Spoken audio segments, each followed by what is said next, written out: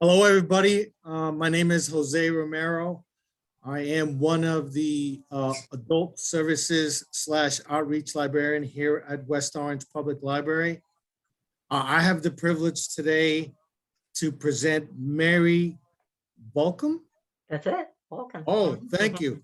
A distinguished professor of English at Seton Hall University, a resident of West Orange, Mhm.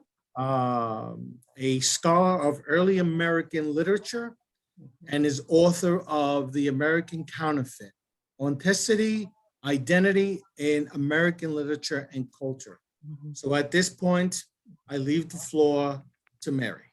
Oh, thank you so much, Jose, and thank you for inviting me, and thank you, all of you who are there. I see a bunch of familiar faces. Hello, nice to see you, and I'm delighted to have this time with you this evening. So, as Jose said, I'm a professor of English at Seton Hall. My area of research and scholarship is early America, and so that covers the period from the late 16th century around let's see, 15, oh, actually even earlier than that, because I usually start with Columbus when I start teaching. So 1492, late 15th century, and go up to about 1830. My primary interest is early American women. I've done work on travel narratives. A few of the women I'll be talking about tonight are women I've done research on and published on. And so I'm delighted to introduce them to you. So we're actually going to look at 4 women, even though there were just 3 on the poster, because there is a picture of the other one, although I threw one in my little thing. So I'm going to use a PowerPoint, and I just hope that, so let me see, let me come down here. I'm going to leave full screen for a moment and see if I can do it that way. No, I think I'm going to have to stay in full screen for a minute. Okay, let me do share. All right. So I'm going into this, Yeah, Zoom is not my primary platform. Let me see, how am I going to do this? So what I need to do, oh, okay, that's always fun, is here we go, slideshow from the beginning. Okay. All right, can everybody see that? Yes. Perfect. Very good. Okay. As I said, my area of interest is early American women.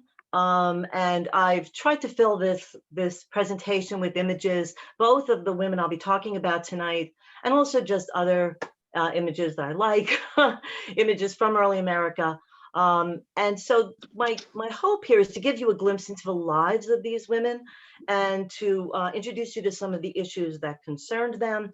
The way their lives were really not much different from the lives of American women now in many ways, in other ways, starkly different, fortunately.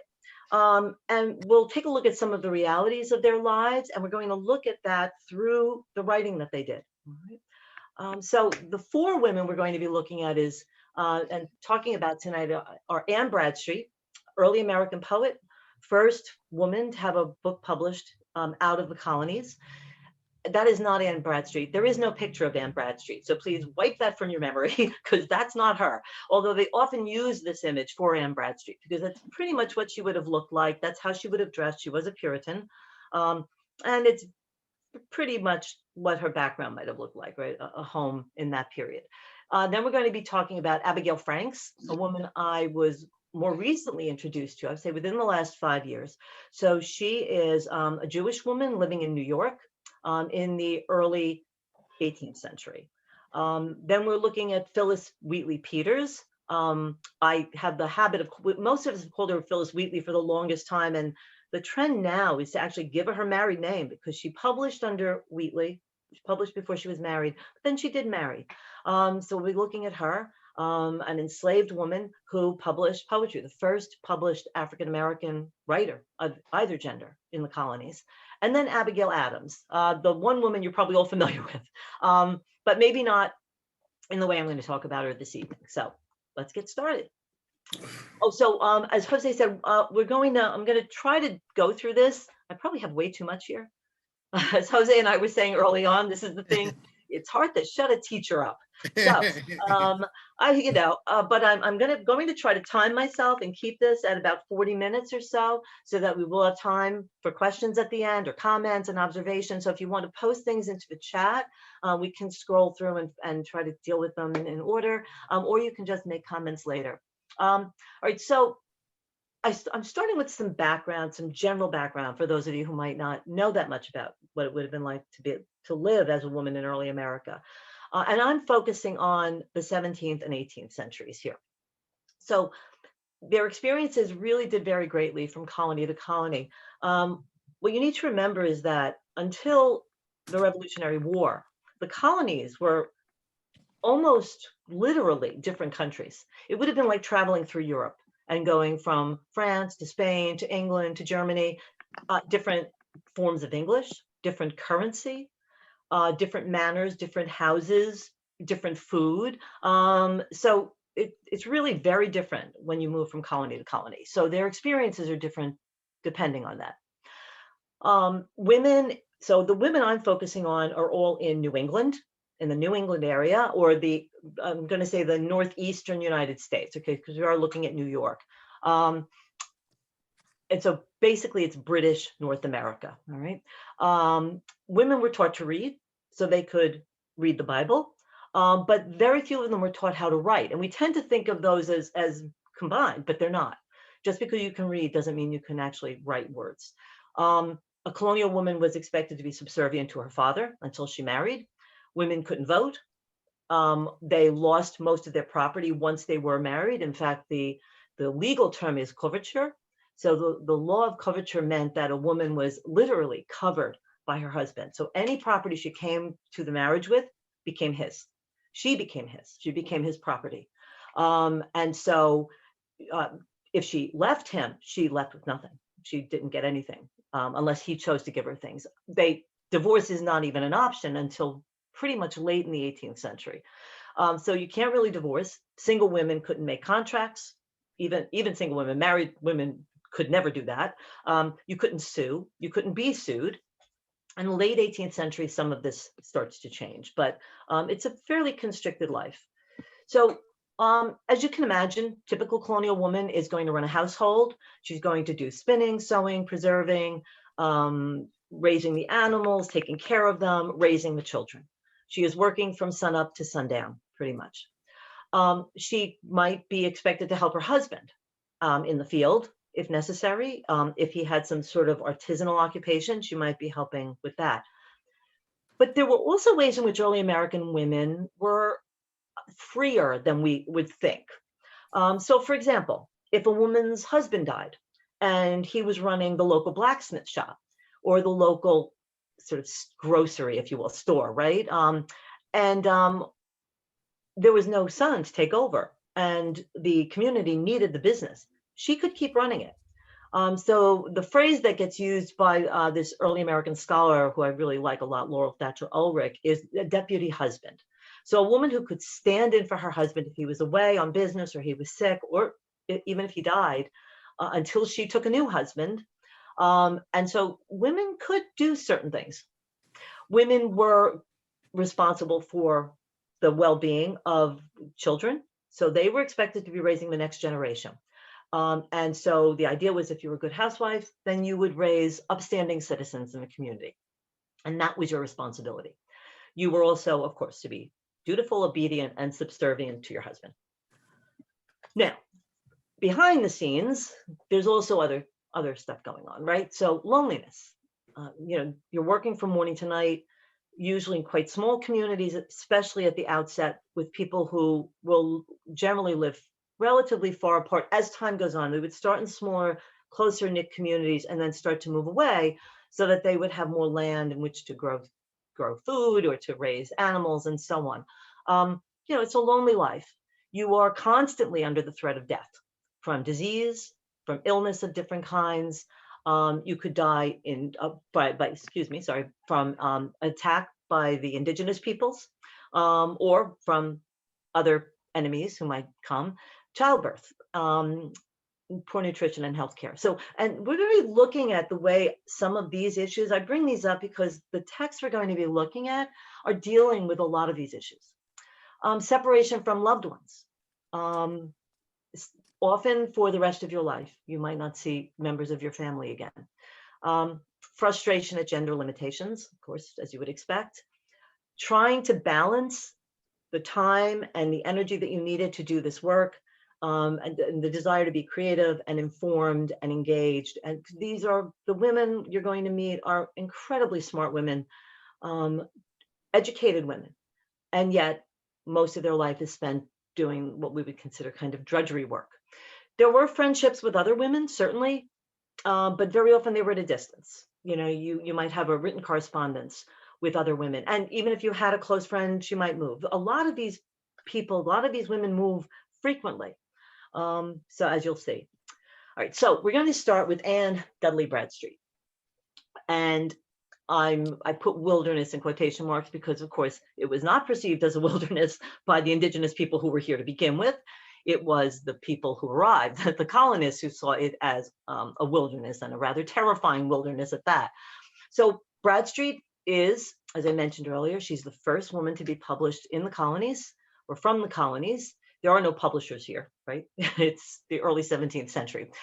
Her book of poetry, The 10th Muse, Lately Sprung Up in America, is actually published in London, in England, by her brother-in-law, who takes the manuscript there, supposedly without her knowledge, although there is pretty strong evidence that she did know that what he was going to do. I mean, he got the manuscript of poetry from her and left with it. And she does write a poem called The Author to Her Book, which suggests that she actually was aware that he was going to publish her poems, but she could not publish her poems. Right? That is not something a woman would have done, certainly not under her own name and through her own means. She didn't actually attend school, but she received an excellent education at the hands of her father, who had an extensive library and was himself considered exceedingly well-read. She is married at 16 to Simon Bradstreet, and she is married in England. So she actually immigrates to the colonies in 1630. She is on a ship called the Arbella, and she is one of the settlers, the Puritan settlers, who established the Massachusetts Bay Colony. Ultimately, she ends up in what will become later Boston, but it's not Boston yet. So, and they move quite a bit. They move 4 or 5 times in the course of a number of years, just trying to find better living conditions, safer living conditions, and so on.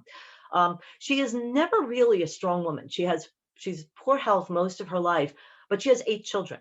So,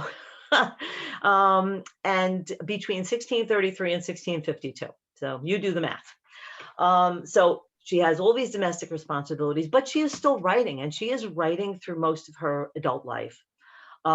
She writes a variety of different kinds of verse. She's also writing letters as well, but poetry is what we know her for. So she is a Puritan, which means she is of one of those sects that breaks away. So there's the Protestant Reformation, and all these Protestant groups break away from the Catholic Church. And then there's a continued fragmentation, right? Different groups decide, well, all right, that's not quite what I'm looking for. And you really haven't gone far enough away from the problems I saw with the Catholic Church and so on. So the Puritans are one of those sects, and they have a really hard time in England. They get pushed out of England, they get sent into Holland. No one likes them. They're being tormented, killed. So that's why they start heading here to North America. So she is struggling, though, between what's supposed to be her devotion, her religious devotion, and her eyes are supposed to be set on heaven, and her attachment to her family, to her children, to her husband, to her community. And you can see this. So when we're going to look at 3 of her poems quickly, and I really want to point out the things that, well, the reason I love these works is that we learn about the lives of these women in ways we don't learn about these things through the writings of men at the time. We learn about what it means to be pregnant in the 17th century without good health care around. We learn what it means to lose everything in a fire. And the Puritans get a bad rap as people who were stiff and upright and cold and unloving and tough. And they were, they were tough. It was the Puritans who coined phrases like spare the rod and spoil the child. But the Puritans believed in love. And frankly, they believed in sex. They realized that there were some things were necessary if you were going to create the next generation for God's plan. So yeah, they tend to, as I said, get a bad rap. But she has a clear love, as we're going to see, for her husband and for her children. So this is actually a poem. I only have pieces of it here because I just wanted to give you a sense of some of the things that she's thinking about. So she's pregnant, right? And she's saying, this is from about the middle of the poem, and then I'm taking you near the end. So she says, how soon, my dear, death may my steps attend, how soon may be thy lot to lose thy friend. This is to her husband. We are both ignorant, yet love bids me these farewell lines to recommend to thee. So she's a pregnant woman, and she's basically writing this, last will and testament to her husband, saying, okay, what if I die? If I die in childbirth, which is highly likely under the circumstances, mortality rates were high for women during childbirth.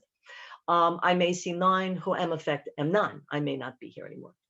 And if I see not half my days that's due, what nature would God grant to yours and you, the many faults that well you know I have, let be interred in my oblivious grave.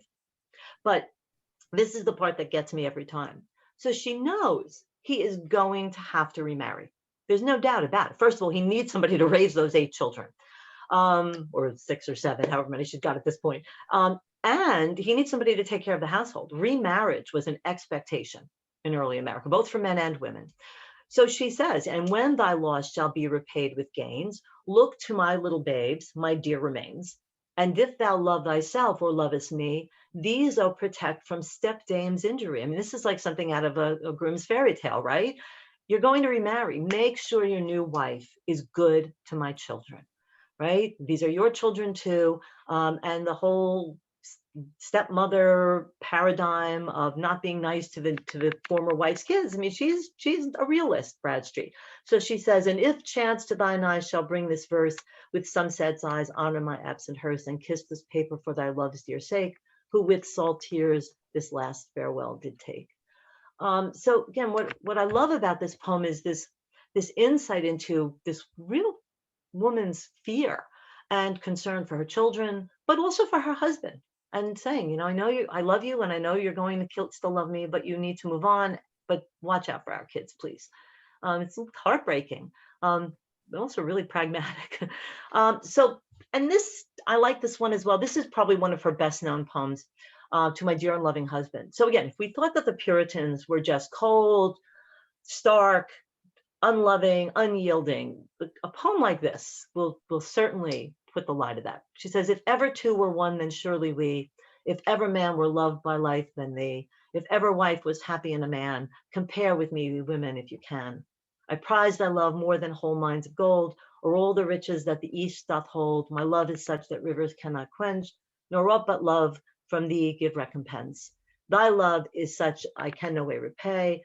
The heavens reward thee manifold, I pray. Then while we live in love, let's so persever, that when we live no more, we may live ever. It's beautiful, right? I don't want to spend a lot of time. I know I'm already kind of probably behind where I was intended to be right now, but I'll keep going. So this is an excerpt from her Verses Upon the Burning of Our House. And so the one part I want to point to is, so here she is at the beginning of the poem saying, okay, so I was lying in bed one night, all of a sudden we hear screams and the house is on fire. So they leave the house. But now she has to walk past this house every day, which has been burned to the ground. And so she's trying to accommodate her belief system and say, okay, God tells us not to put our faith in worldly things, not to invest in those. She says, I bless his name that gave and took. You can imagine how hard this is, right? All right, God, you decided to take it all away from me, but that was the plan. But she goes down, if you go lower, she says, and when by the ruins oft I passed, my sorrowing eyes aside did cast, and here and there the places spy, where oft I sat and long did lie. Here stood that trunk, and there that chest, there lay that store I counted best. I mean, this is probably her dowry. This is the trunk that had all the little baby booties in it, and the stuff that she brought with her from England, and it is gone. and there's no replacing it.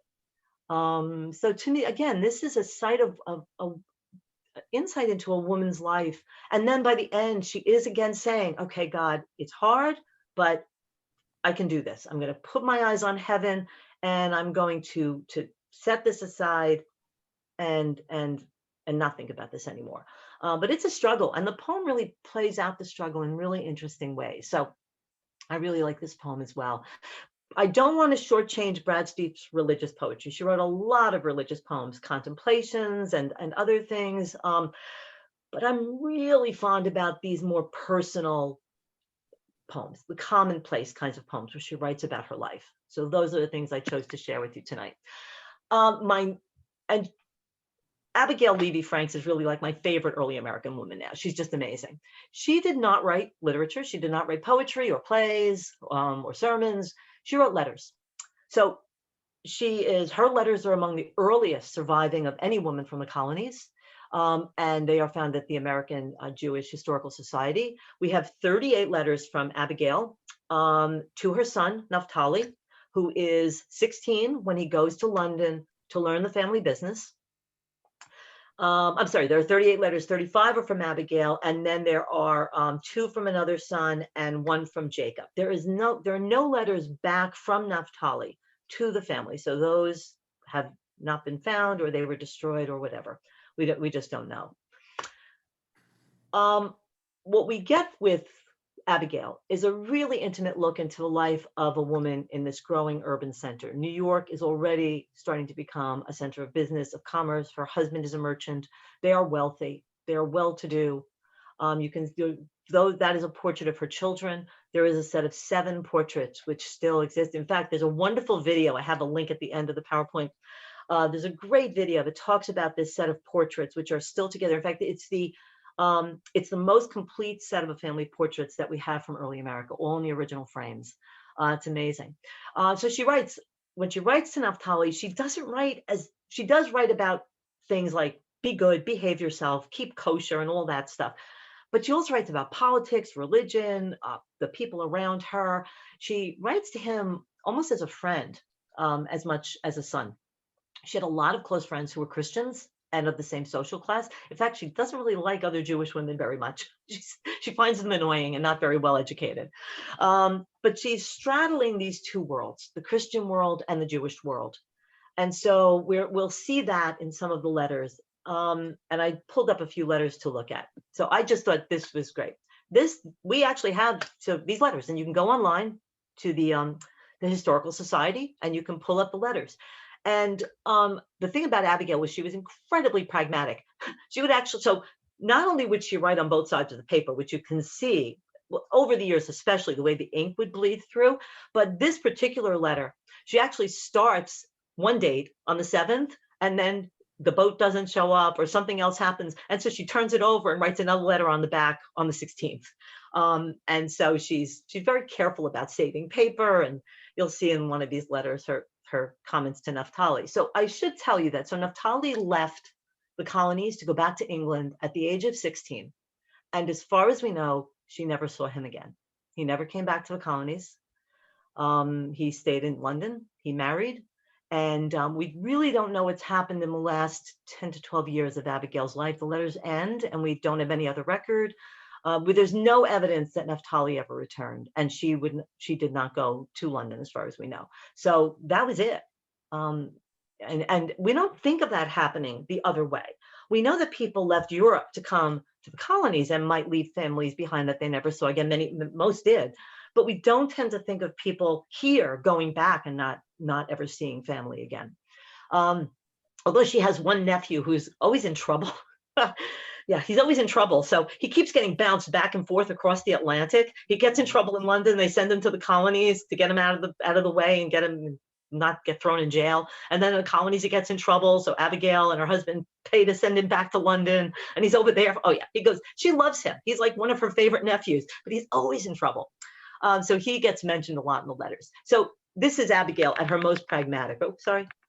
You will find some postage to pay by this, everyone being willing hold on, to assure you and themselves, of their goodwill. Could I have my other 2 letters back again? I would put all the contents in this one. Not that I think you will be uneasy at the charge, but still, it's to no purpose to have so many letters about nothing.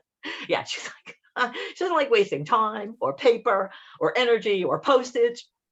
But here you get in the next passage, these are both from the same letter. I just broke them up, but you can feel her balancing the whole Christian Jew thing that she's got going on here. And it's a balancing act. She says, her husband is not bringing any goods in. So people are thinking maybe he's going to London too. And she's like, no, it gives me a secret pleasure. By the way, the spelling is a challenge. She cannot spell. Most people couldn't. Or there was no regularized spelling yet. It's just getting underway in the middle of the 18th century. To observe the fair character our families has in the place by Jews and Christians who express a regret because their son has gone away. And I believe some are really sincere. I think it's the greatest happiness a person can enjoy next to having a good conscience. So yeah, she's very funny too. I'm not sure she's trying to be funny here, but I think it is a little tongue in cheek. So then there were problems.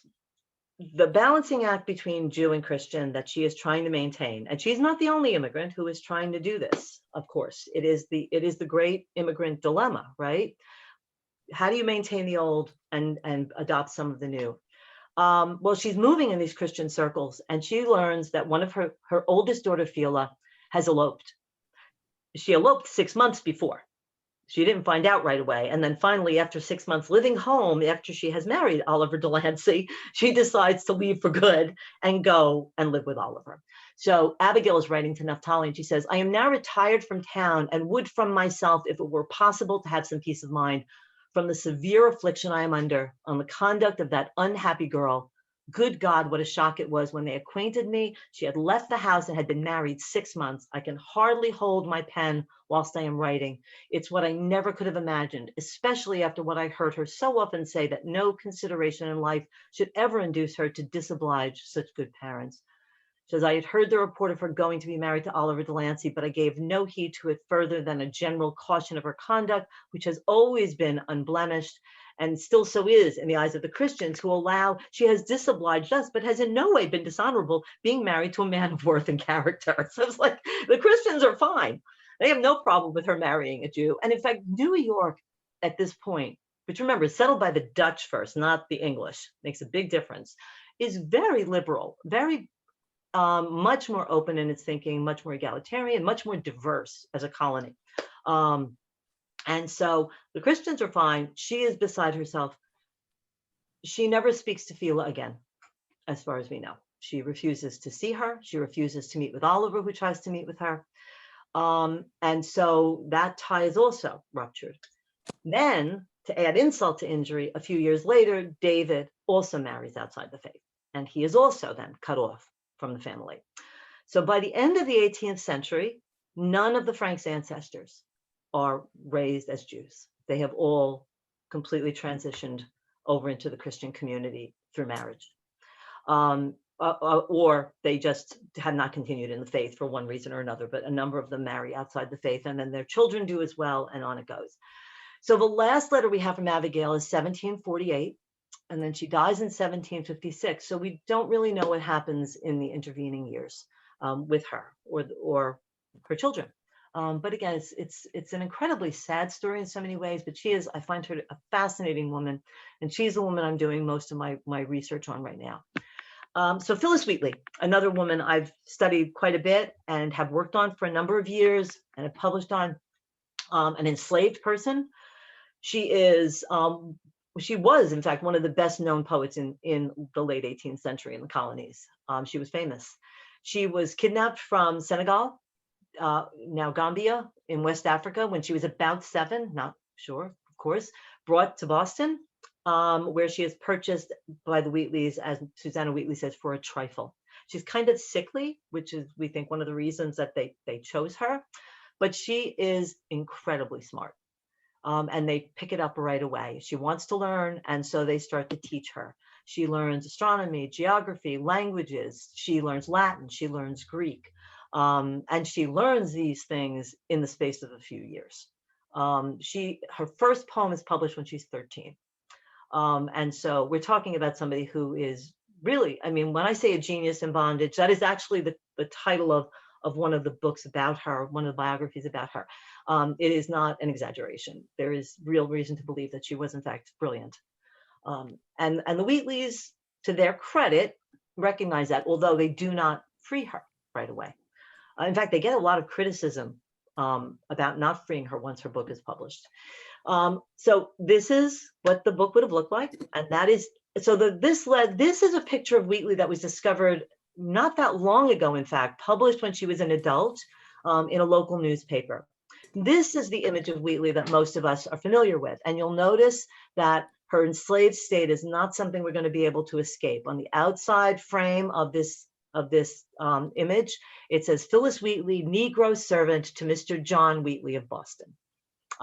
But you notice the writing implements, the thoughtful look, the book, the very neat, she is dressed very much the way a sort of middle-class colonial woman would have been dressed, very clean and so on. She was a house servant. So she's about 19 years old when the book is published. She actually does travel to London. She is supposed to have a meeting with the king, but she winds up coming back because Susanna falls ill, so she returns home. But she's famous already at this point. She's had a number of poems published, and she is in fact in correspondence with some of the leading figures of the day. She writes a poem to George Washington. She sends it to him. He writes back to her. And they meet. She actually meets Washington, John Paul Jones, and others. So she really is an important and interesting figure at this point. Even though in the very beginning, no one believes that she's doing the writing. So there's I'm not sure this is actually true. In recent years, we have started to think it's not, that she was interrogated by these 17 men, well-known men of Boston, and they signed off and said, yes, she wrote this stuff because they asked her questions and tested her. But it's a good story, and it's one Henry Louis Gates tells all the time. So people have, I'm putting this here because the poem I'm going to show you first might be sort of startling to you if you think of an enslaved person writing about being grateful for having been kidnapped.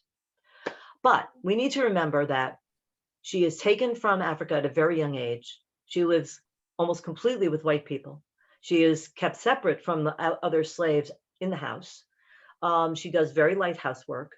And so her enslaved condition is not the same as the average slave in the colonies. She is allowed to actually attend social events with the family. In fact, one of the stories that gets told is that they go to a family's home who doesn't know them very well, and the family refuses to let her sit at the table, and they make her eat in the kitchen, which shocked her because that had never happened to her before. So you can see it's a very different kind of life from somebody like a Harriet Jacobs or Frederick Douglass, right? She's not somebody who's being beaten and chained and so on, but she is still enslaved. Do not want to minimize that. But so I think the first part of this poem is completely sincere, and I think the second part is completely sarcastic and subversive. But she has to be subversive in a very gentle way, because she's not going to get published otherwise. And she has, there's very much the threat that she will be sent out to work somewhere else or sold to somebody else. That she's not really a member of the family, even though they treat her that way. So she says, "'Twas mercy brought me from my pagan land, taught my benighted soul to understand that there's a God, that there's a Savior too. Once I redemption neither sought nor knew." Some view but then there's this switch, right? Some view our sable race with scornful eye, and they say, right, their color is a diabolic dye. And then she says to the reader, basically, remember, Christians, Negroes black as Cain, may be refined and join the angelic train. So you see what I'm saying here, right? The beginning where I think she is sincerely a Christian. She believes this stuff. This is what she has been trained to believe, the same as any colonial child. But the idea that somehow she is not the equal of others is certainly something she's aware of. And so she does become more outspoken after she is freed by the Wheatleys. And that's in 1774, right before Mrs. Wheatley dies. She marries John Peters. We don't really know much about him. He's gotten a bad rap over the years. People are trying to learn more about him. She seems to have had 3 children. we think she died in childbirth in 1784. There is evidence that she was working on another manuscript, which has vanished. We don't have anything of it, and who knows, could turn up in somebody's attic someday. This stuff happens more often than you would think. But we do have letters from her as well. And she had a really good friend named Olbor Tanner, who was also an enslaved woman. And so I just love looking at these things, and you can find these online. All of her the correspondence that's available, and you can see Phyllis Wheatley, she signed off. So I just think I like seeing these artifacts. But we can also see she wrote to to Samson Occam, who was a Mohegan Indian, and he was an ordained Presbyterian minister. And he had written a sermon basically supporting the state of enslaved people and saying, this has to end. And we need to be more just in our treatment and more Christian in our treatment. And she writes to him, and you notice the date, right? It's right around the time she is freed, and it's after the book publication. And she says she's greatly satisfied with your reasons representing the Negroes, and thought it was highly reasonable what you offer in vindication of their natural rights. And she implores God's deliverance from those whose avarice impels them. This desire, not for their hurt, but to convince them of, and I have to tell you, I can't read the rest of it because my screen is covered by my little thing. You can read the rest. I have Ural at the bottom of my screen. So, and that's Samson Occam.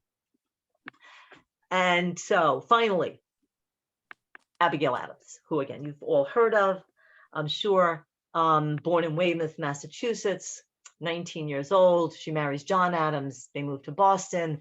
And she lives much of the time on Peacefield, and he's minister to Great Britain, and he's away a lot. He is working on behalf of the the new nation and the Patriots and so on, and so he's away a lot. So she's responsible for the household, for an extended family as well as her children, and so a lot of the letters. So they start an extensive correspondence. She is very good with financial affairs. She in fact invests in stocks apparently at some point. She's really good with money, and is very thinking ahead of time. So when he goes to Philadelphia to serve in the First Continental Congress, she stays home. But they start a correspondence that goes on through much of their life because he's often away. And you learn about all kinds of things involving the revolution and the people involved from a very different perspective. So we also get, she asks questions, she complains about things, she also encourages him in certain ways, you can do this. And well, there are also a few letters where she's saying things like, haven't you people declared independence yet? Like, what is taking so long? Can we move this along? Because she's stuck out there by herself. Again, all these kids and some extended family members, and it's lonely and it's a lot of hard work, and he is not there. He's starting a new nation. So this is one of the most famous letters. You've probably heard the expression, remember the ladies, and it's from this letter, March 31, 1776. So you can see what we're heading toward at this point, right? Heading toward July. And Abigail says to John, listen, while you're doing this work, while you're thinking about a new government, and they're already starting the plan of it, even though we haven't seen the Declaration of Independence yet, but they're already thinking about what might a new government, a new nation look like. She says, I long to hear that you have declared an independency. Right? And I'm just going to look at the highlighted parts. I desire you would remember the ladies and be more generous and favorable to them than your ancestors. Remember, all men would be tyrants if they could. If particular care and attention is not paid to the ladies, we are determined to foment a rebellion. It says that your sex are naturally tyrannical is a truth so thoroughly established as to admit of no dispute. Let me see if I'm not sure I'm going to be able to see this myself. So, all right. If you need to see that, I'll go back again so you can see the last part of it. And she says, men of all sensible ages, really, no man can condone this kind of behavior toward women and treating us as if we were just, servants. And it's a great letter. So John writes back. He writes back, the next month, he says, and he actually, that's the letter on the right, from John to Abigail. And what he starts out with all this other updates, information, and then he finally gets to, he says, but your letter was the first intimation that another tribe, more numerous and powerful than all the rest, were grown discontented. This is rather too coarse a compliment, but you are so saucy, I won't blot it out. Depend upon it, we know better than to repeal our masculine systems. Although they are in full force, you know they are little more than theory. We dare not exert our power in its full latitude. We are obliged to go fair and softly, and in practice, you know we are the subjects. We have only the name of masters, and rather than give up this, which would completely suggest us to the despotism of the petticoat, basically he's saying, I'm, urging Washington, here's another battle you're going to have to fight. So, he's like patting her on her little head and saying, okay. She gets really ticked off, and she writes to her good friend, Mercy Otis Warren. She's like, can you believe what he wrote today? It's a great letter. She's like, can you believe that he said I was being saucy, and so on. So it's a really wonderful correspondence, and they're very entertaining and really terrific. So there are more women that you can learn about. There's Anne Hutchinson, who is basically thrown out of Massachusetts Bay Colony because she is preaching, and she thinks God is speaking to her directly, and they have trial. They call her a heretic, and out she goes with her family. There's Sor Juana Inez de la Cruz, who is a nun in New Spain, so much farther west than these women are, poet as well, and letter writer, another brilliant woman. Mary Rowlandson, who is, there's a wonderful captivity narrative describing her capture during King Philip's War. Really interesting stuff. Hannah Duston, who is also there's a captivity narrative about hers as well. Hannah is a much more troubling figure. On her escape, she actually decides to go back, and she scalps 10 people, some of them children and women in their sleep. Yeah, she's troubling. In fact, there are 2 statues to Hannah up in New Hampshire, one of which was recently defaced because it shows her with scalps in one hand and a hatchet in the other. And there is a Hannah Duston bobblehead doll, which I'm really desperate to get my hands on someday because it's just so weird. Elizabeth Ashbridge, Quaker woman, became quite an important spokesperson for Quakers in the New England area. Sarah Kemble Knight, and one of my favorite women, travel narrative. There's only one text. For many of these women, there's a single text. Mercy Otis Warren, Abigail Adams' good friend, who was also writer, and Catherine Murray Sedgwick and Hannah Webster Foster, novelists, writers. So these are women it would be worth learning more about, reading. So I have some sources for early American women, which I should be able to, I think I can put them in the chat. I should, maybe when I stop sharing. Oops, let me go back. So there's a great video on the Franks portraits I mentioned, a great blog by Susan Cerruti, the Poetry Foundation. You can find all of these works, all the poems. And the Library of Congress has wonderful resources for women's history if you're interested. And then finally, just some last comments that people tend to think of these early women, again, as either pilgrims or Puritans or witches, and they're not. They're ordinary women trying to live their lives, trying to be creative, or trying to keep their families together, dealing with terrible separations and terrible conditions in many cases. Even if they were wives and mothers, they're impacted by the world around them, even if they're just taking care of their household. You've got war, slavery, colonialism, and the migration that is part of that. Women in early America are survivors, they're diplomats, they're killers, they're rulers, they're rebels, they're slaves. So I hope that this has at least given you some of a taste for what these women were like, and that you will be interested in learning more about them. So thank you very much. And I hope you have questions or comments, things that you would like to say. I'm going to see if I get my document. So let's see if it'll let me get out of there. Escape. Okay. So let's see. Jose, can you see in the chat? I'm not sure if, let's see. Yeah, Oh, there's 3 questions in the chat. Okay. Love my family. Let me see.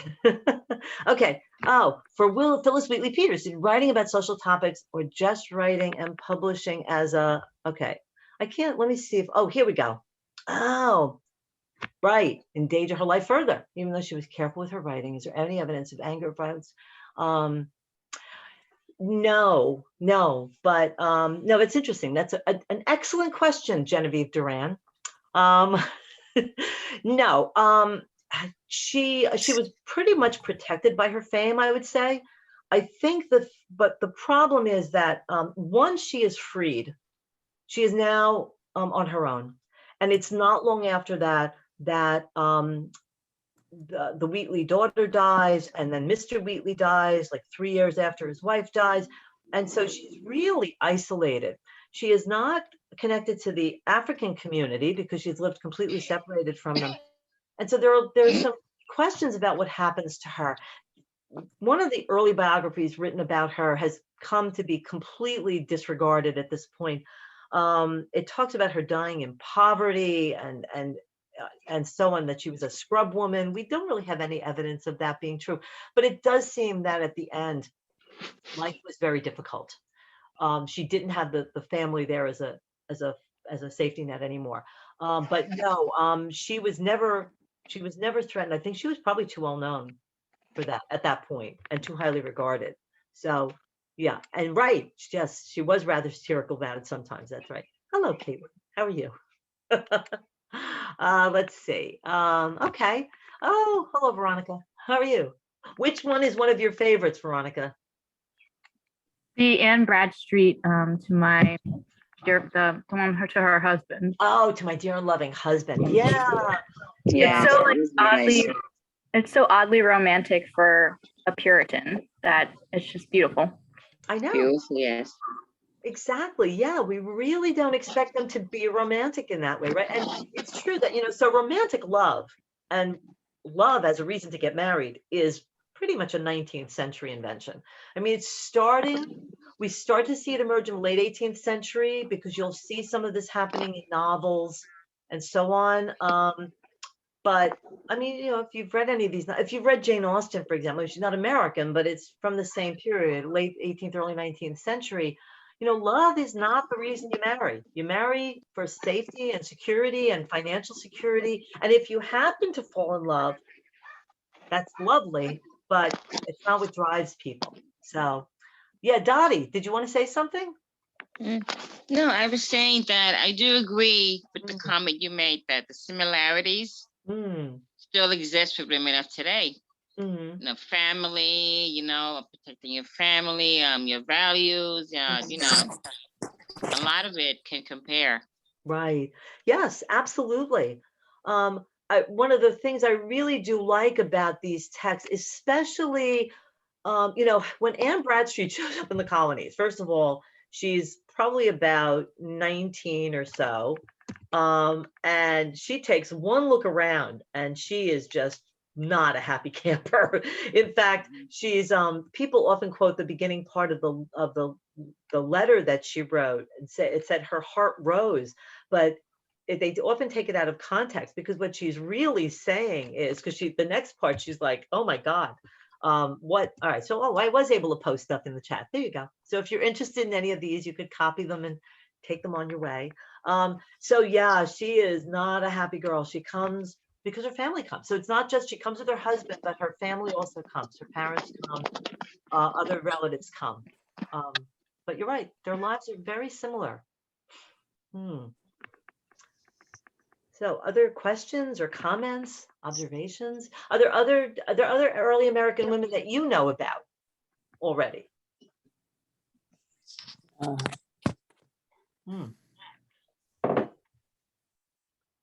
Betsy Ross. Betsy Ross, that's a good one. Sure. Yeah.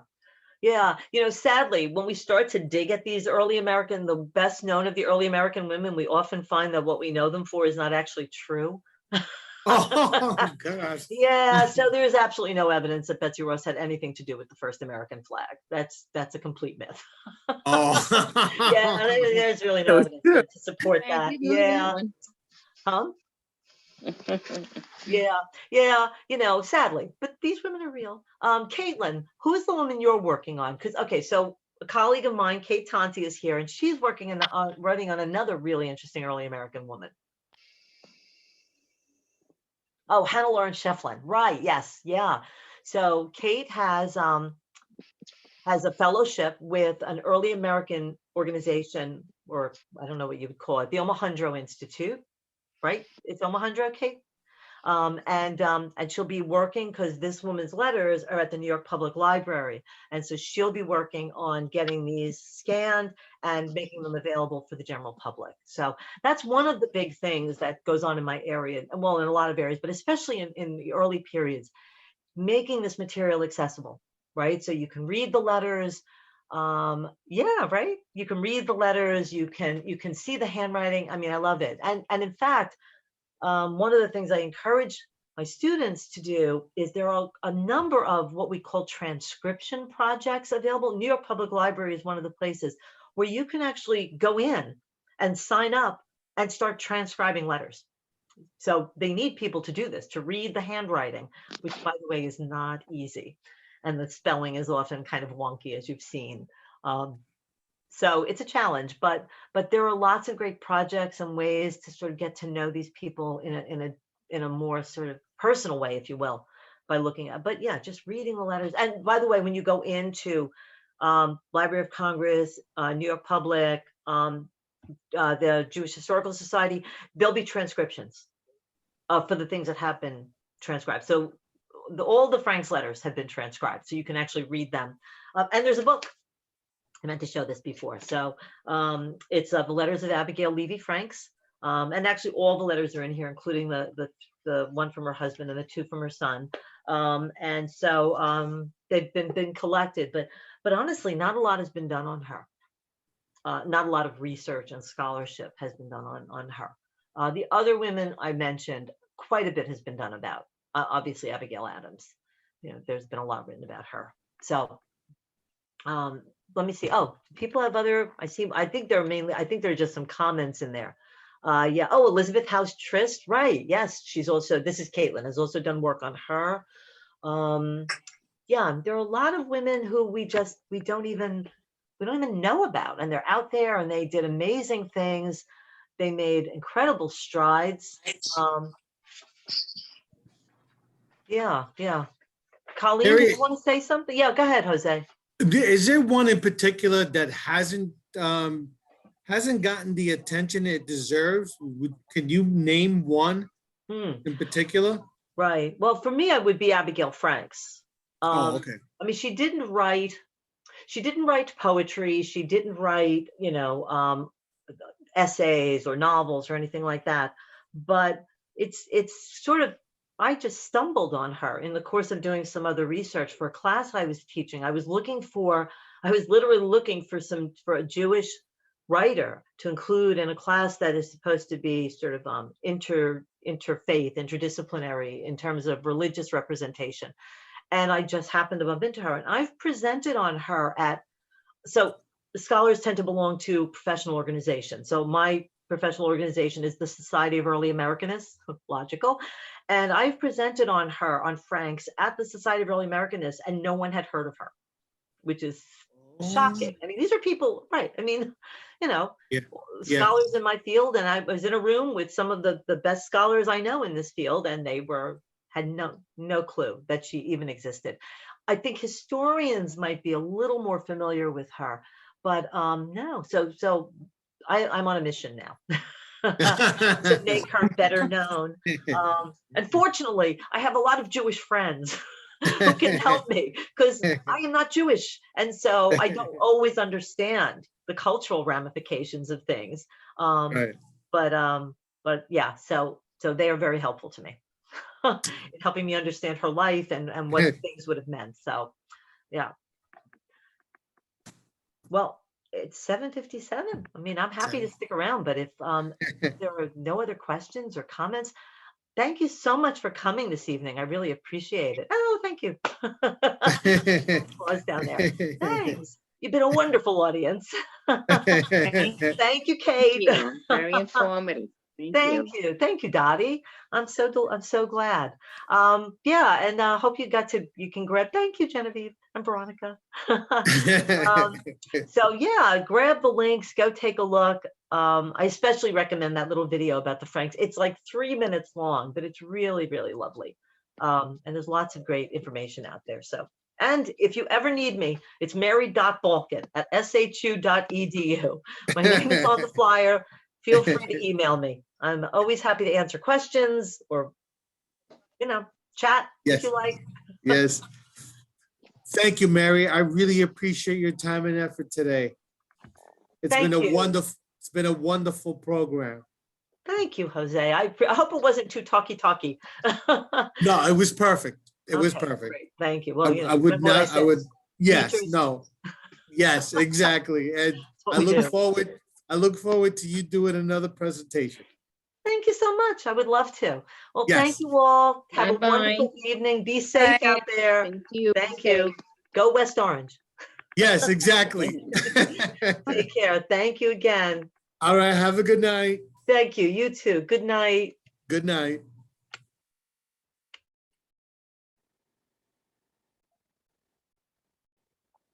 It's over.